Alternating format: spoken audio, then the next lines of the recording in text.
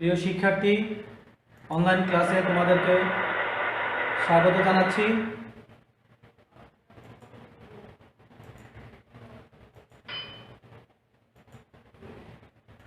তোমাদের সাথে আজ আমি মোহাম্মদ জাহাঙ্গীর আলম, সহকারী প্রধান শিক্ষক, গোয়া পঞ্চক উচ্চ বিদ্যালয়, আনোয়ারা, চট্টগ্রাম। তোমাদের সাথে যে বিষয়টি নিয়ে আজকে আমরা আলোচনা করব সেই বিষয়টি হচ্ছে নবম দশম শ্রেণী জীববিজ্ঞান পঞ্চম অধ্যায়ের তথা পুষ্টির অভাবজনিত রোগ।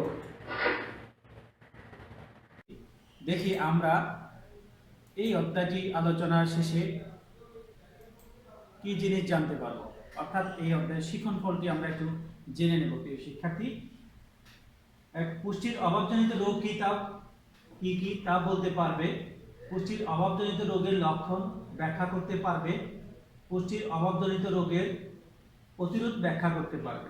তাহলে পুষ্টি কি আমরা সেটা জানি, তার অভাবে কি কি রোগ হয় সেটা সম্পর্কে আমরা একটু দু একটা ধারণা তোমাদেরকে দেওয়ার চেষ্টা করছি। প্রিয় শিক্ষার্থী, এবারে দেখি এই চিত্রটি দ্বারা আমরা কি বুঝি। তো ছবিতে কি দেখা যাচ্ছে প্রিয় শিক্ষার্থী?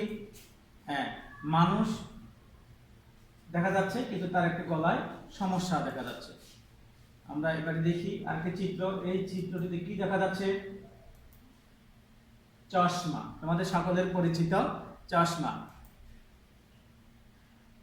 আচ্ছা বলো তো, মানুষ কখন চশমা ব্যবহার করে?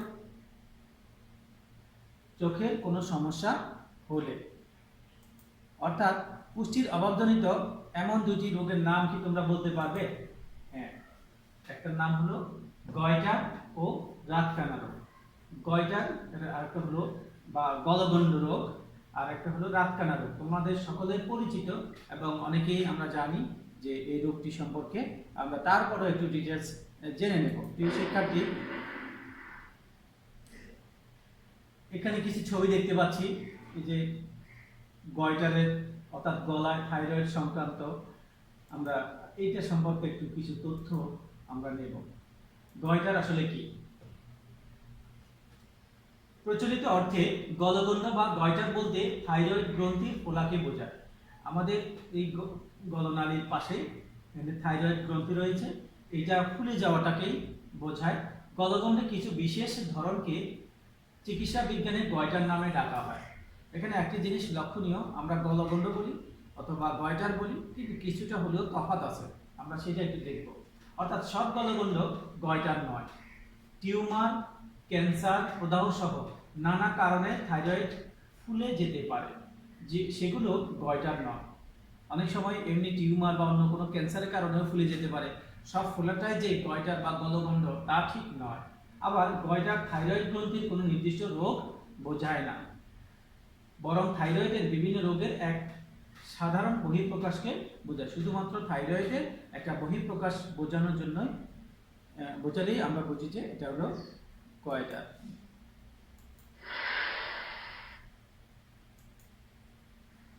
আমরা এবারে দেখব গয়টারের কারণ কি। সিম্পল একটা বিষয়, আগেই বলেছি থাইরয়েড গ্রন্থির কাজ। নানা কারণে গয়টার হতে পারে। খাবারে আয়োডিনের অভাব গয়টার তথা গলগণ্ডের অন্যতম কারণ। তাহলে আমরা জানি সামুদ্রিক মাছ এবং বাজারে যে লবণগুলো বিক্রি হচ্ছে এখন আয়োডিন যুক্ত করে, এর কারণ এই কারণ থেকে বাঁচার জন্যই মূলত। সুতরাং আয়োডিন একটি পদার্থ, যেটির অভাবে আমাদের এই ধরনের রোগ হতে পারে। সমুদ্র থেকে দূরে উত্তরবঙ্গ, অর্থাৎ এখানে বলা হলো সমুদ্রের কাছাকাছি যারা থাকে তারা সমুদ্রের আবহাওয়াটা পায় বলে তাদের গলগণ্ডের অভাবটা মানে আয়োডিনের অভাবটা কম হয়। কিন্তু যারা উত্তরবঙ্গে অবস্থান করে সমুদ্র থেকে দূরে, কিংবা এই আমাদের মতো পার্বত্য এলাকার মাটিতে আয়োডিন কম থাকায় ওইসব অঞ্চলের মানুষের এই সমস্যা বেশি দেখা যায়। অর্থাৎ পার্বত্য এলাকায়, পাহাড়ি অঞ্চলেও তথা রাঙ্গামাটি, খাগড়াছড়ি, বান্দরবান এইসব জায়গাতেও এই রোগের লক্ষণ দেখা যায় বা কারণ হতে পারে। সুতরাং আয়োডিন যুক্ত খাবার খেতে হবে আমাদেরকে, এটা মাথায় রাখতে হবে। প্রিয় শিক্ষার্থী, আমরা আর এরকম কিছু আরো একটা ছবি দেখি। এই যে গলা ফুলে যাওয়া, এটাকে গ্যাগও বলে অনেকে। আমরা এটা দেখি, মূলত সমস্যাটা হলো এই থাইরয়েডটা। আমরা এই গয়টারের কিছু প্রতিকার, বেশি কিছু নয়, আমরা 2-3টা প্রতিকার জানবো। আয়োডিনযুক্ত খাবার খেতে হবে, সামুদ্রিক মাছ খেতে হবে এবং ডাক্তারের পরামর্শ নিতে হবে। সিম্পল বিষয়। একটা হলো আয়োডিনযুক্ত খাবার, আর একটা হলো সামুদ্রিক মাছে প্রচুর পরিমাণে আয়োডিন থাকে, সেজন্য সামুদ্রিক মাছটা আমাদের খেতে হবে এই রোগ থেকে বাঁচার জন্য। সুতরাং আমরা সকলে এটা থেকে মুক্ত হই এই আশা করছি। প্রিয় শিক্ষার্থী, আমরা আরেকটি রোগের কথা জানবো। ইতিমধ্যে তোমরা জেনেছো, আমরা দেখতে পাচ্ছি কেউ চশমা পরে, কারো চোখের সমস্যা। এই সমস্যার নাম রাতকানা রোগ। অর্থাৎ অনেকেই দিনের বেলা ভালোভাবে সুন্দরভাবে সব দেখতে শুনতে পায়, কিন্তু যেই সন্ধ্যা হয়, সন্ধ্যার পরেই তাদের ক্ষেত্রে এই সমস্যাটা দেখা যায়, তারা কম দেখতে পায়। এটা কি কারণে হয় আমরা একটু জেনে নিই, বা এই রাতকানা রোগটা কি। ভিটামিন এ এর অভাবে চোখ ক্ষতিগ্রস্ত হয়ে জেরপ্থ্যালমিয়া নামক রোগ হয়।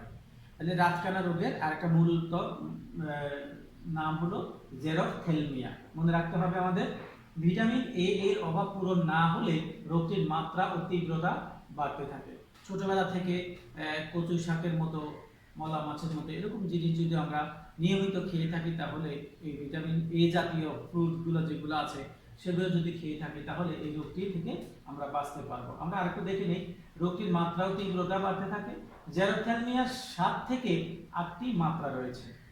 এই জেরপ্থ্যালমিয়া শব্দটি মনে রাখতে হবে, এটিতে 7 থেকে 8টি মাত্রা রয়েছে, যার সর্বনিম্ন মাত্রা হচ্ছে রাতকানা।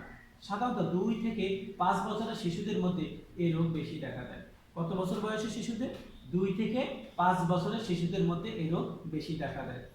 এতে চোখের সংবেদী রড ক্ষতিগ্রস্ত হয়, স্বল্প আলোতে ভালো দেখতে পায় না, রোগটা বেড়ে গেলে কর্নিয়া ঘোলাটে হয়ে যায়। সেজন্য ছোটবেলা থেকে এই পুষ্টিকর অর্থাৎ রাতকানা রোগের যে প্রতিরোধক হিসেবে যে খাবারগুলো, অর্থাৎ ভিটামিন এ জাতীয় খাবারগুলো খাওয়াতে হবে। যেমন সরকারের পদক্ষেপে এখন বর্তমানে ভিটামিন এ ক্যাপসুল খাওয়ানো হচ্ছে, এটি অবশ্যই আমাদের জন্য আসার কথা। যাই হোক, আমরা একটু দেখি এই রাতকানা রোগের কিছু কারণও রয়েছে, আমরা এই কারণগুলো একটু জেনে নিই। ভিটামিন এ এর অভাবে রাতকানা রোগের প্রধান কারণ। সুতরাং এই মেইন কারণ একটি, শুধু ভিটামিন এ। এই ভিটামিন এ এর অভাব যাতে আমাদের না হয়। কারণ রাতকানা রোগের কিছু প্রতিকারের জন্য আমরা দেখে নিই। রাতকানা দশা থেকে শুরু করে চতুর্থ বা পঞ্চম মাত্রার জেরপ্থ্যালমিয়া ভিটামিন এ সহ কিছু ওষুধ প্রয়োগে ভালো হয়, কিন্তু রোগ চূড়ান্ত মাত্রায় বা তার কাছাকাছি পৌঁছে গেলে কর্নিয়া প্রতিস্থাপন, অস্ত্রোপচার ছাড়া আর তেমন কিছু করার থাকে না। এই ছিল আমাদের রাতকানা রোগের প্রতিকার। এবারে দেখব আমাদের এই দুটি রোগের বিষয়ে আমরা একটু জেনে নেব। একটা হলো রাতকানা রোগের এখন প্রতিরোধ সম্পর্কে আমরা একটু জেনে নেব। এই রোগ প্রতিরোধের জন্য ভিটামিন এ সমৃদ্ধ খাদ্য, যেমন মাছের যকৃতের তেল, কলিজা, সবুজ শাকসবজি, আমরা জানি সবাই, রঙিন ফলমূল, পাকা আম, কলা ইত্যাদি। তারপরে সবজি যেমন মিষ্টি কুমড়া, গাজর, মাছের ভিতরে মলা, ঢেলা মাছ খাওয়া উচিত। আমাদের যে পার্শ্ববর্তী মলা, ঢেলা মাছগুলো, গাজর আমরা সবাই চিনি। এই জিনিসগুলো যদি আমরা খেতে পারি বা বাচ্চাদের খাওয়াতে পারি, তাহলে আমরা এখান থেকে রক্ষা পাবো বলে আমরা আশা করছি। প্রিয় শিক্ষার্থী, এই ছিল আমাদের আজকের এই পাঠের বিষয়। এই দুটি রোগ সম্পর্কে তোমরা ভালোভাবে জেনেছ। সেজন্য তোমাদেরকে মনোযোগী হওয়ার জন্য এবং এই কাজের সাথে জড়িত করার জন্য আমি ছোট্ট একটি বাড়ির কাজ দিচ্ছি তোমাদেরকে। বাড়ির কাজটি তোমরা করে পরবর্তীতে আমাকে জমা দেবে। প্রিয় শিক্ষার্থী, বাড়ির কাজটি হলো গয়টার ও রাতকানা রোগের কারণ ও প্রতিরোধে করণীয় কি। প্রথমে কারণ চিহ্নিত করবে, তারপর প্রতিরোধ কিভাবে করা যায় এই জিনিসটা সম্পর্কে তোমরা একটু নোট আকারে করবে। প্রিয় শিক্ষার্থী, এই ছিল আমাদের আজকের পাঠ। সবাই ভালো থেকো, সুস্থ থেকো, এই আশাবাদ ব্যক্ত করছি। সবাইকে ধন্যবাদ।